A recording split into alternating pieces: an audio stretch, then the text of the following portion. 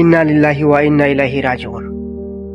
আমার এই ক্ষুদ্র বয়সে আমি শুনছি না যে সৌদি আরব ছাদের উপর থেকে ফুরিয়া একটা ছেলে অথবা একটা মেয়ে টিকটক করার সময় মারা গেছে। যদি আপনারা শুনে থাকুন তো আমার কমেন্টে জানাইবেন।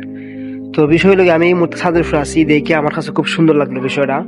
কারণ আমার পিছিয়ে যে ছাদ দেখতেছ না, আমার সাইডে যে ব্যাকগ্রাউন্ড, এটা হলো গিয়া একটা দিদার একটা ওয়াল। 5 ফুট উঁচা এটা হলো গিয়া একটা ওয়াল। কারণ যে কোনো সময় যদি কোনো ছোট ছোট বাচ্চা কাচ্চারা মানে খেলাধুলা করে অথবা ভলিবল খেলে অথবা ব্যাডমিন্টন খেলে, তারার নিচে না পড়ার আশঙ্কাটাই বেশি। কারণ সেফটি আছে 6 ফুট ওয়াল। টিকটক করার সময় কেউ মরতো না, মানে যে কোনো সাইকেল চালালেও একটা ছেলে মেয়ে মরতো না। কিন্তু বাংলাদেশ এটা হর হইতেছে। বাংলাদেশ টিকটক করতে গেলে ছাদ থেকে ফুরে যায়, বাংলাদেশ করতে গেলে ছাদ থেকে ফুরে যায়, শিশু ফুরে যায়, বাচ্চা ফুরে যায়, বুড়া ফুরে যায়, বুড়ি ফুরে যায়। তো এরকম যদি ছাদের উপরে 5 ফুট 6 ফুট উঁচা একটা ওয়াল দেওয়া হইতো, তো মনে হয় আমার কাছে বাংলাদেশ মৃত্যুর সংখ্যাটা কম।